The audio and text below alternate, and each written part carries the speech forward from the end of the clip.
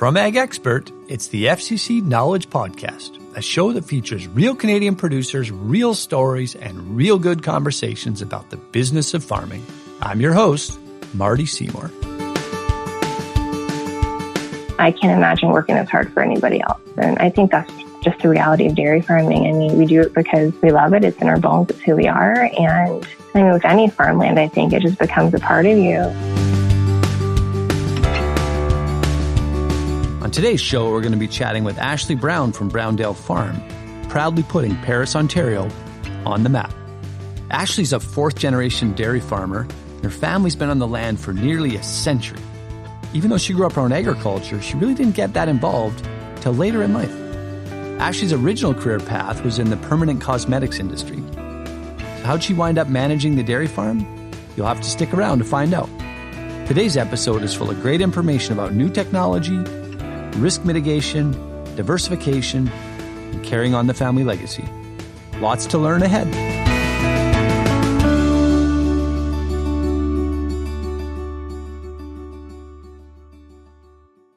Welcome to the FCC Knowledge Podcast. Today on the show, we've got Ashley Brown. Welcome to the show, Ashley. Thank you.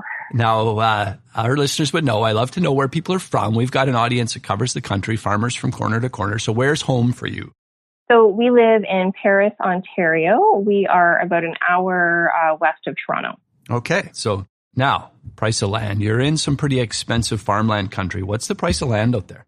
So it's actually gone up quite a bit just over the last few years. A few years back, it was going for about $15,000 an acre. Now it's upwards of $30,000 to $32,000 an acre. Holy moly. So yeah. Our Western listeners are their mouths are open right now. What's driving the price of land? Honestly, I think it's the urban sprawl. We've really had a lot of development over the last few years, and we're finding a lot of developers are buying up farmland in our area. And I mean, I'm no expert in it, but you can just see that that's probably what's happening simply because there's less and less of it. It's becoming more valuable. Developers can come in and make it worth more than, I guess, what we can just farming it for crops. Okay, so that tells me where you're living. Then if you describe your farm, you obviously are pretty close to metropolitan areas. You got lots of neighbors where you live. And how big would Paris be? Yeah, we're fortunate. Paris has actually really exploded just in the last couple of years. I honestly couldn't tell you exactly how many homes have come. We used to be maybe 80,000. I think that I honestly couldn't tell you exactly how many people we are now. That might be something that we should look up after the fact. That's a big town, though. That's not a town. That's a city. So that's obviously, you can see how it drives price of land with just the pure growth around that. Yeah, it's really grown a lot in the last couple of years. And we're just seeing a huge population increase in the last little while. Okay, well, I want to hear about your farm. So now, maybe before we get into the actual farm, you wouldn't self-describe yourself as a farmer. You're kind of new to the business, but you were in the cosmetic business before, cosmetic artist? Yeah, I know. It's a bit of a switch. So my family's actually been on this property for almost 100 years. I am a fourth-generation farmer. My grandfather actually started milking Holstein cows in 1947. They started with, I believe, about 28 cows. And then the operation has continued to grow with my father growing up dairy farming his entire life. We're milking about 80 cows now, and our operation has significantly grown since 1947. Ashley comes from a long line of farmers, and you can hear the excitement in her voice as she talks about her career. But this passion seems to be something that she developed later on in life. Growing up, Ashley wasn't necessarily what you would describe as the typical farmer's daughter, air quotes. Even though my father actually grew up farming, spent his whole life farming, my entire life farming. I do have two brothers, and we didn't live on the farm. My parents had a home just 5 minutes from the farm in town. And so there wasn't really a lot of pressure on me to be involved with the farm growing up. And I'm not sure if it was because I was a female or just because we didn't live in town or what that was, but I had pursued other things. So I had a career in aesthetics and doing permanent cosmetics, which is basically tattooed makeup. And I've been doing that for almost 20 years and still continuing to do that. But about 6 or 7 years ago, my husband and I came home from the States. We were living there for about 10 years. He's from Texas. He's got all the makings for a good farmer, even though he wasn't farming over there either. But coming home, shortly after we decided to move back to Canada, we found that my dad actually had notice from his workers here that they were going to be having to leave. And my dad was having a hard time finding a replacement for a family that worked for us for 40 years. As many of you listening will already know, that good help is certainly hard to find these days. Ashley's dad found himself in a real labor predicament in the twilight of his farming career. So Ashley and her Texas husband, who's now living in Canada, found themselves in a position to get heavily involved in the family farm. I basically had a discussion with my husband, and we both came to the conclusion that we would help my dad out, even though we didn't know what the heck we were doing. We would learn and do what we needed to do to get him through. And it was supposed to be a temporary situation, just so that he wasn't trying to milk 80 cows by himself and make feed and do all the chores. So we were supposed to be intermittent until we could find some good help. And we had help. It kind of came and went as it does. We're fortunate we've got good help now, but after about maybe 4 years of doing that, I just fell in love with the cows and got to a point where we either needed to expand and change the way that we were doing things, because I was milking cows in the morning, working my full-time job during the day, and then coming back and helping out milking cows in the afternoons as well. And it was just getting to be a little bit too much. So we decided to make a change and move forward and continue dairy farming. So what was supposed to be an act of love to try and help my dad out and learn how to do it all turned into us continuing with the family legacy. Holy moly. Quite the turnaround. Yeah. Yeah. Well, I'm still kind of back on this was supposed to be interim, and then all of a sudden we're doubling down and going all in. I can't think of how many young people are listening that could relate to that. So I can't let that go before we get into the barn and the business. I think because I never really had the experience of being a part of it, it had me come in it with fresh eyes. And so it wasn't something I'd always done. I'd never done any of it. I didn't know a thing. I didn't know how to milk a cow until I was 30 years old, which sounds terrible if my father's a dairy farmer. But it's just what my situation was growing up. And I mean, I had a great childhood. It was wonderful. We came out to plan the farm all the time, but it just wasn't an expectation of me, I think, because we had some help. I had two brothers, and my mom didn't grow up farming either, so we just pursued other things. But when it came down to it, I really loved the cows, and it was just, I think it was in my bones and in my blood, and it was just something that I took to very quickly and really learned to enjoy it. I think what did it for me was I was exhausted, I was worn out, and I didn't know if I could keep going on, but I didn't want to let it go. Ashley was at a bit of a crossroads here. She was still working in permanent cosmetics while learning to manage the family farm. I think lots of you listening can relate to this who have off-farm income, who aspire to be in the farm full-time someday. So she knew she couldn't keep this pace up forever, but she was really falling in love with everything and felt that all too familiar pull to continue the family legacy. I couldn't see my dad's entire life's work just be gone because I couldn't hack it. So instead of figuring out that aspect of things, we just found a way that we could make it work. I didn't want to give up my other career that I had built for, at that point, it had been, 16 years. And to be quite honest, financially, that was very good for us. And it's a little bit lucrative, which I'm grateful for. So I could put in lower hours and yield a pretty decent income and still milk the cows. I think emotionally, I was at a place where I couldn't imagine not having a family farm, and I couldn't imagine not having cows. I never thought that I would ever think that way growing up. It was just always, Dad always had the cows. It is what it is. But it's funny, I think when you're working with them every day, you do develop relationships with them. You do get your favorites. You do get to know who they are. And they just become a part of your daily life. And you just, I couldn't bear the thought of saying goodbye to all the girls. I know that sounds really crazy, but... Well, it's not crazy to a person in the livestock business, in particular dairy, is the attachment. I'm kind of still also back. What did the Texan say? Oh. I kind of like calling him the Texan. It has an endearing term to it. I know. So his name is Steve, and I mean, he's, bless his heart. Honestly, looking back at how we met and our entire story and where we are now, it was honestly fate and meant to be. Like, we actually met on a blind date while I was on vacation in Arizona. That's a whole other story. But fast forward to here we are 20 years later, we got married quite young. And he jokes that he doesn't love farming, he loves his wife. But I mean, I think that he really does enjoy the working outdoors, the freedom of being the master of your own destiny, I guess, not having a boss. And it comes with a lot of sacrifice. It comes with a lot of stress and a lot of hard work. But at the end of the day, you only get what you put into it. And I can't imagine working as hard for anybody else. And I think that's just the reality of dairy farming. I mean, we do it because we love it. It's in our bones. It's who we are. And I mean, with any farmland, I think it just becomes a part of you. And I think that he's really embraced that as well. Oh, it sounds like a perfect partnership on many levels. Yeah, it really is.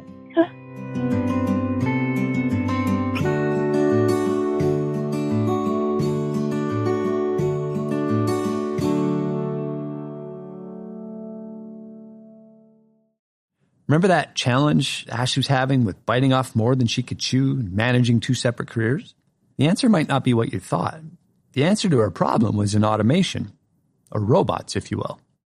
So you got to describe the dairy to us then. Not everybody understands a modern dairy, and we can get into the robotics piece in particular. But so you expanded the dairy. You're milking 80 cows today with robots? Yeah, so what we started with was an older tie stall barn. It was a beautiful tie stall barn. It was in great shape. It's just any tie stall barn, there's a lot of work with it. And so that was the piece for us, is we needed to figure out a way that we could be a little bit more efficient, not so reliant on outside help. And at the end of the day, if it was just my husband and I, we need to be able to do all of it, just the two of us, and not kill ourselves trying to get it done. So what we'd opted to do was go into what I'm calling a modern dairy facility. So we have robotic milkers, which allows the cows to get milked multiple times a day on their own time. So they're incentivized with a pellet that comes in. It's like a little treat for them, and they can get milked up to 6 times a day. So we have more milk coming from less cows. It's allowed us to really have a greater output with less input. We actually invested in a feed pusher as well. So instead of going along with a shovel and pushing up that feed every 2 hours, we have a little machine that does it every 2 hours, and it gets done through the evening as well. So the intake of the animals is much greater. So the output of the milk is much greater because they're not running out of feed or pushing it out where they can't reach it. You heard it here, folks. With the help of robots, you can literally squeeze more milk out of less cows. It's a really good example of how adopting new tech can increase labor efficiency while improving the profitability of your operation. But I know how daunting adopting new tech is, coming from a guy that can barely get his cell phone turned on some mornings. So I was curious why and how Ashley decided to take this leap.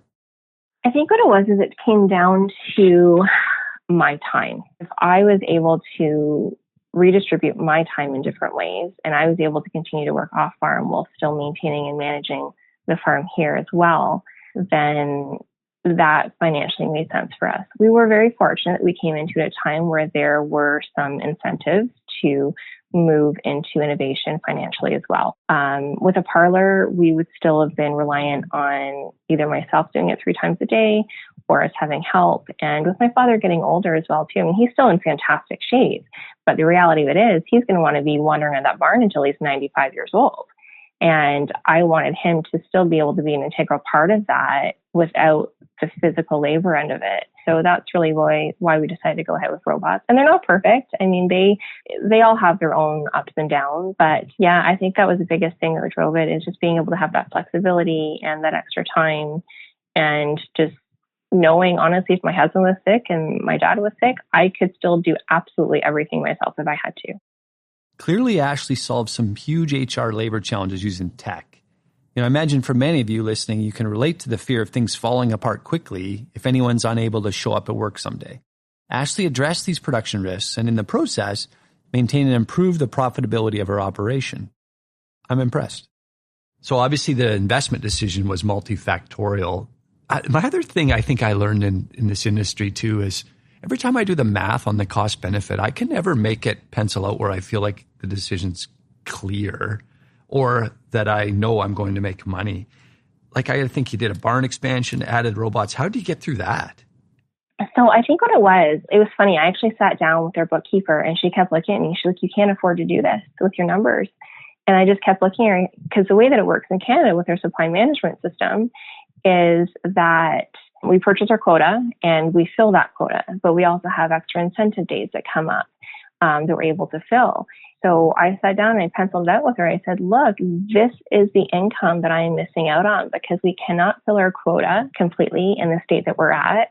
And we had just kind of gotten to the point where we wanted to simplify and make a better situation for us and our animals.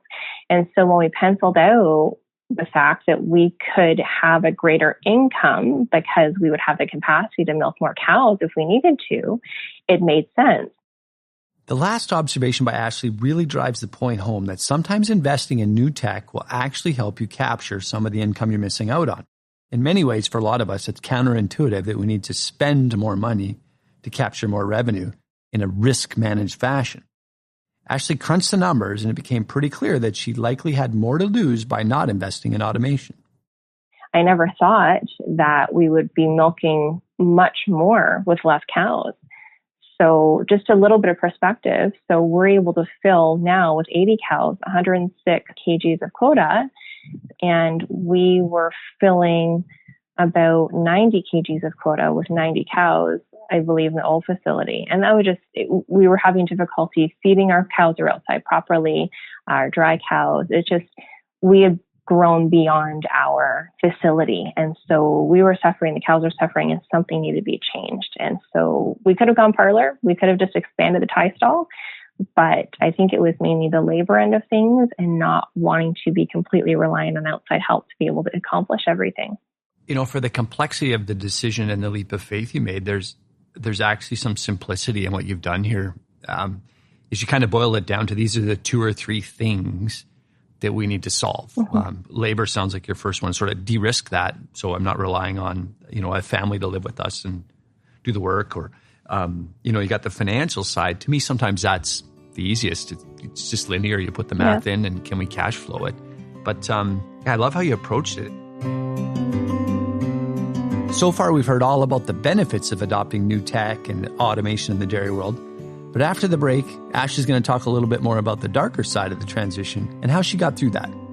She's also going to talk about how she further diversified her business to find new revenue streams. You're going to want to hear every bit of it. Stay tuned.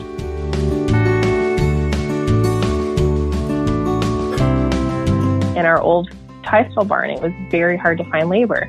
Now that we have a robotic milking barn, we're finding it actually easier to find help. Being able to hire out and have someone do some of the chores, I'm able to manage things, but take a step into the store location and manage things there a little bit more. fcc.ca/knowledge. It's a place for ag news, outlooks, and advice all in one place. If you're looking for information and resources on how to manage risk, increase your profitability, or just help build a strategy, check us out at fcc.ca/knowledge. The FCC Knowledge Podcast is brought to you by Ag Expert, farm management software designed for Canadian agriculture. Learn more at agexpert.ca.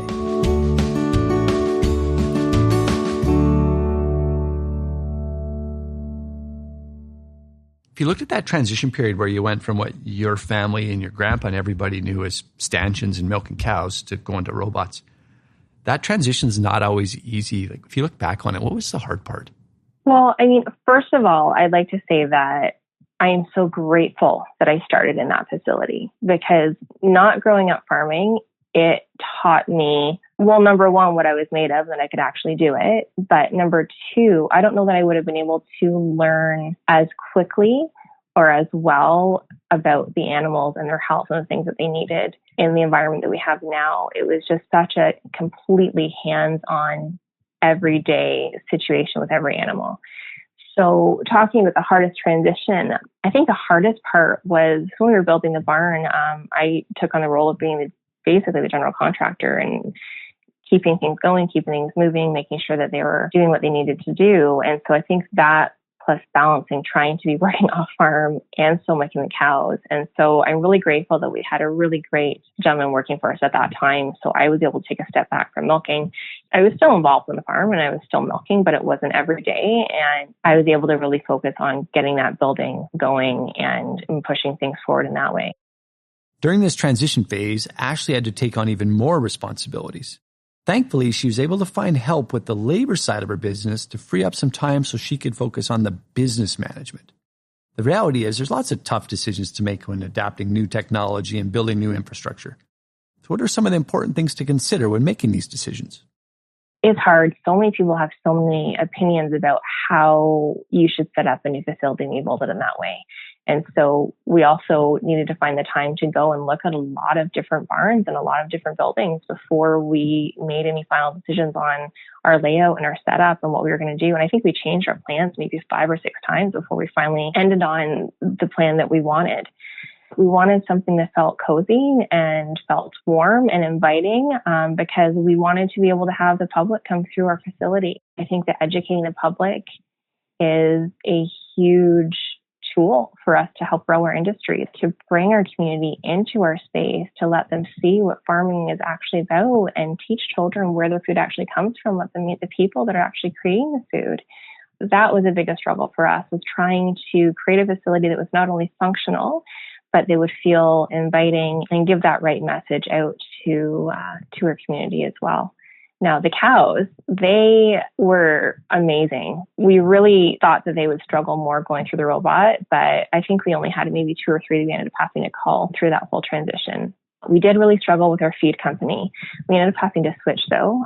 We were pushing about 20 cows every day and multiple times a day, and it was just exhausting. And we kept trying to work with our feed company. They gave us great service. They were wonderful people. We really enjoyed the relationship we had with them. By the end of the day, it's just the feed ration wasn't working. The pellet wasn't working. We did switch our pellet, and within about a week, we had 2 instead of 20 cows we were pushing. So I think that those hurdles were probably the most stressful that we went through. Just the planning period, trying to manage all while we were getting it done. And then also once we were actually physically in there, not understanding why the cows didn't want to go through the robot. And once we figured all those little quirks out, it's been pretty good. So full disclosure, I used to be that feed guy in my early 20s. I was one of those on-farm dairy reps. Okay. And so I'm kind of interested in this side of it. Maybe my question for you, this is not an uncommon thing for any farmer, is a conflict or maybe a doubt about a supplier. Yeah. When do you decide that you need to make a change? Because, in our industry, relationships run deep. How do you get to the point where it's like, I'm sorry, I just have to make a change? I think for us, there's a couple of things. I was at my wit's end, to be honest. I was exhausted trying to balance it all between work and farm. And my dad had started to notice that the cows were getting thin. The body condition on them was not as great as it should be. They started pulling a lot of the energy out of the feed. So they pulled more corn out of our TMR mix there, or PMR mix, I guess now, and to try and drive the cows to robot, and it wasn't working. But not only was it not working, but what it was doing is it was creating thin cows, which was causing complications when they were calving in because they were too thin when they dried off. And it was just, we finally got to the point where they didn't have any answers for us anymore. And they were starting to kind of point fingers for maybe things that we were doing in the barn. And at that point, it was just, you know what, we're going to try something new. We just had to switch to a company that had a lot more experience with robotics. And honestly, it's a palate thing to the cows. They just like the taste of the one over the other. So we put the energy back into the bunk. Cows started feeling a lot better. They were having that body condition back on them. Calving started being easier, not as many complications. And so it was just a snowball effect of everything. It's interesting how one small thing can really affect the whole operation on a whole. I don't think Ashley anticipated that she would be changing feed suppliers in the middle of building a new barn. Sometimes change is needed in ways you really don't expect when making business transitions. Despite the unpredictability, Ashley pushed through and successfully adapted her business as needed. So now that the tech is solving the world's ag problems, including Ashley's, how far does she buy in? So you double down on tech. You're you invest in robots, and you've got your bunk pushing. Are you addicted to tech now? And does it sort of set you up to say you're going to be an early adopter of the next thing?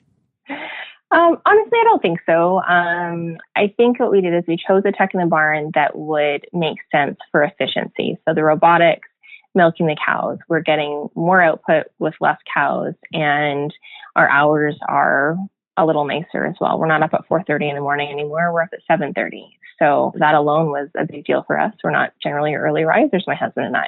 So that was a much nice. That was a very nice change for us.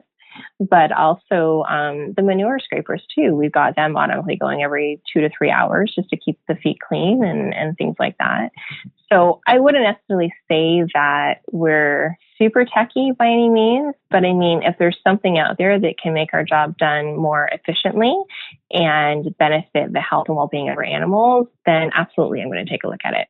There was an interesting guy named Pansero. He was kind of a guru of sales, and I use this all the time. It applies to so many things in my personal life. But he had kind of 5 rules of what makes people buy stuff. And there's a couple that are kind of predictable, like improve your competitive advantage or something that decreases your costs. But the one I love in his 5 is if it makes my work or life easier. Yep. And I think we underestimate that in the industry. So your decision around adopting tech was making your work or life easier. I don't think we have to be embarrassed of that in our industry anymore. I think there's a bit of a stigma, and maybe it's because I've come into it at a later age, but I mean, and I've gotten wrapped up into it too. I'm so busy, I can't accomplish anything else. Like, we just got to a point where it was like, if we wanted to do something for the evening, I was literally going on 2 hours of sleep. And I mean, you can't function like that. And so I think that we get into this habit of feeling like that's normal, to be so stressed and so busy and overworked. When in my mind, if I can invest in equipment that will make our jobs easier and become more efficient, and then we can be more rested, we've got clearer minds, we've got better relationships, and we can make better, clearer decisions because we're not doing everything out of urgency or exhaustion. You have such an inspiring story, and it's not maybe the most natural pathway that we see in our industry. You and the Texan come home, and now as young adults, you're going to reinvent your careers and jump into the dairy business. Like, you didn't pick an easy one to get into either. But man, you guys have a good narrative. Well, and I don't think that we actually chose it, to be completely honest. I really think it chose us.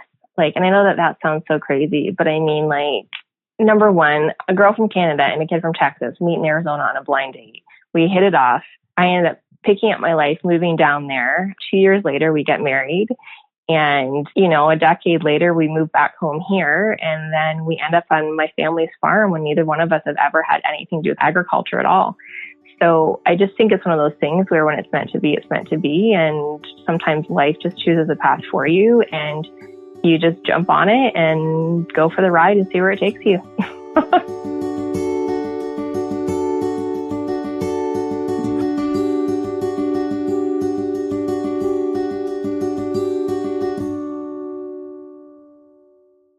Okay, there's another chapter that we didn't talk about, and that is you're doing some farm-raised beef, and you mentioned earlier about tours, et cetera. Tell us about that, how you've diversified that side of your business. So we talked a little bit earlier about how when we built the facility that we wanted to bring the public into the farm. And we did make things a little bit nicer for that. We thought about having a space so we can maybe hold some meetings, do some tours, things like that. We always talked about maybe having a small farm store, but we really got the push for it in 2019 when me as an esthetician, I was not allowed to work for 8 months. And that was really hard when that was my own personal source of income. So we weren't taking an income from the farm. I was making money off farm, and that was what paid our personal bills. And so we pivoted very quickly, and I'm grateful for that. We were able to get butchering appointments, and we just started selling beef off the farm when the stores didn't have any. Our local stores here were completely sold out of beef for weeks. And we even had a friend of ours who was a logistics manager for one of the large grocery chains. And he was even after me saying, I'll buy your beef. I'll sell it in the grocery stores. I mean, we're a dairy farm. We don't have enough to do that. But I mean, we're doing an average of about 3 animals a month and selling them in the farm store now. So it's worked out really nicely. If you thought adopting automation wasn't adventurous enough, Ashley's farm decided to diversify and expand their profit centers. She really embodies the entrepreneurial spirit of seizing opportunities when they're presented and not backing down from a challenge. Admittedly, it kind of pulls at my heartstrings. She also used social media and website to reach consumers with a lot of great options that helped expand her client base. We've got a pretty decent following. We've kind of are growing our Instagram, and that's how we do most of our advertising is just through social media. We've got a website up and going now, but it's mostly just freezer beef, selling it piece by piece. And I think that's what I found, that people weren't always wanting to buy a quarter cow or a half a cow. So we'll do value boxes every now and again as well. Pop-up market days. We've brought in a few other vendors here and there. We're making little jellies and things from the farm from my grandma's rhubarb patch. So just kind of taking it day by day, nice and slow. But the big thing for us too has been like our pepperettes. So we sell those in a couple markets here in town as well. We just wholesale into our other farmers markets. And we also have them here at the farm for retail. And so just trying to balance it all. So you said heiferettes? Yeah, Yep. So we do a lot of charcuterie beef as well. So we'll do dried pepperettes, dried salamis, things like that as well, just to try and get a more added value product. Yeah, so we started branding it, just Browndale Farm as well, and just trying to take it up a little bit of a notch. It's been really fun. We have actually partnered up with a lot of different mail-out box companies as well. So they'll do food boxes that people have subscriptions for. And we will include the pepperettes in those. We were doing virtual tours with a local tour guide during COVID as well, which was a lot of fun for the school kids. And I think that got us some exposure as well. And we just developed a lot of relationships with local makers and artisans and markets. And it's been fun. Maybe the question on that is, if you looked at, this might be a hard one to answer, but I'm going to ask it anyway. If you looked at the effort for net return on, say, the farm-raised meat side of your business or the dairy side, where would you say the most money is captured? I think the dairy side. I mean, it's the beef side, like it's getting traction, it's doing really well. But the other thing with the dairy side is, so talking a little bit about going back to the labor aspect of things, in our old tie-stall barn, it was very hard to find labor. Now that we have a robotic milking barn, we're finding it actually easier to find help.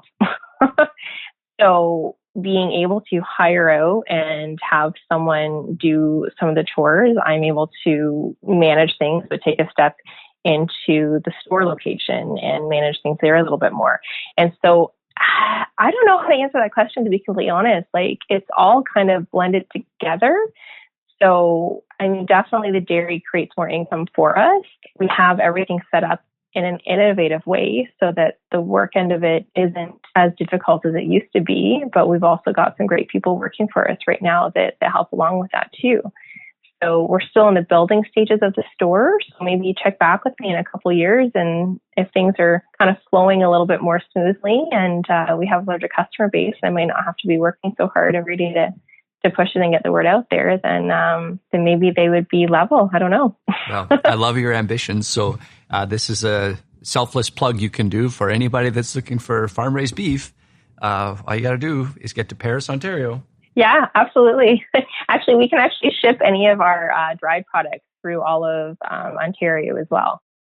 If you want to find out more about Browndale Farm, Ashley's just one click away at browndalefarm.com. It's got really good info there on what they're selling, her facilities, and some of the events and tours they're doing. Do her a favor and check it out. And even more importantly, if you're ever in Paris, Ontario, be sure to look them up. So I kind of wrapping up with another sort of standard set of questions I love to ask. And the first of which is, if you look back on all of this, what advice would you give your younger self? That's a hard one. I'm thinking maybe just breathe, to be honest.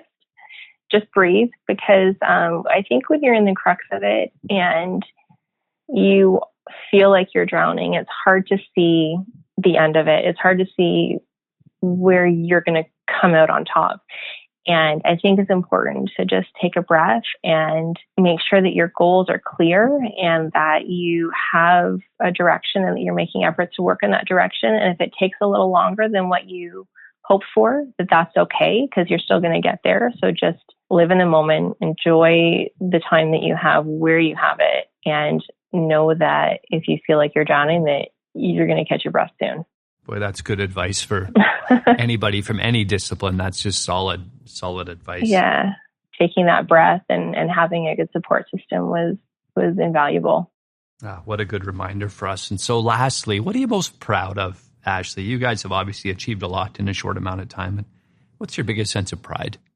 Honestly, I think that the farm is still going. Simple as that. Like, doesn't matter how big or how small it is, and that we're still working together as a family and that we all get along. I hear so many stories of there being tension, and I think I'm most proud of the fact that we all treat each other with respect and kindness, and we all have a voice, and that makes for a really great working relationship, especially when you're talking about family. Oh, wow. I give you the last word with that. Thanks for joining me today. Ashley's story is probably one of the most unique agriculture journeys that I've had a chance to meet on this podcast. She went from having no real involvement in agriculture beyond her family connections to diving headfirst into this thrilling, cutting-edge dairy operation. She also overcame some incredible human resource challenges along the way and really took the lead in driving the farm forward in technology adoption. There's so much to learn from someone like Ashley. So here's a few takeaways that I gathered today. Number 1. Technology can help improve overall efficiency and profitability. I think most of us really know that. But automation really helped drive Ashley's dairy forward. The fact that she was able to produce more milk from less cows speaks to the efficiency itself. And the recipe inside of her model in dairy that's kind of under-celebrated is their ability to capture data to do that. Capturing that information allowed her to measure the increased productivity coming from the robots and how they manage the cows under this new model. She also found great ways to find labor efficiency and take the burden off her family so that she could reduce the production risks and the labor challenge. So increasing output with less labor translates into more time for Ashley to focus on running her business, ultimately making her more money. Number 2, when planning for a large change to your farming operation, you got to carefully look at all the angles. The decision to automate was a complex one that required a certain leap of faith, but a lot of preparation for the adaptation. Ashley analyzed the cost of production or financials to see if they could really cash flow the automation and made some significant changes to her feed supplier along the way. But she didn't do all this by accident. She carefully weighed out and considered all the options. She accomplished all of this while keeping in mind her family's intentions with their cows. Number 3 might be my favorite. Innovation through technology adoption is a strategy that can also contribute to diversification. So since adopting the automation in the barn, Ashley's been able to free up her time to rise above the day-to-day grind of milking cows to look at the business holistically. Before long, they have a meat business driving people to the farm with an active social media platform and a website and a diversified revenue stream. It took the technology to help free up the time to look at the business through a more open mind and expanded lens. And point number 4 is kind of about inspiration. Don't be afraid to try something new. Ashley's story is full of milestones and accomplishments, but it's pretty inspiring when you think of somebody that came out of the cosmetics industry back to the family farm and went all in to build a career milking cows, transitioning to automation, and coming up with a robust, diversified business model. Don't be afraid to try something new. Well, that's it for today. I hope you enjoyed meeting Ashley today as much as I did. The future dairy farming looks bright with progressive people like Ashley. If you like what you heard today, follow us on Apple Podcasts, Spotify, Google Podcasts, or wherever you get your podcasts. We have all our past episodes available there. Thanks again, and we'll see you next time. This podcast has been brought to you by Ag Expert, a farm management software designed for Canadian agriculture. Learn more at agexpert.ca. The FCC Knowledge Podcast is a Farm Credit Canada production, produced in collaboration with Roman Empire Studios. Audio editing and mixing performed by David Roman of Roman Empire Studios in Regina, Saskatchewan.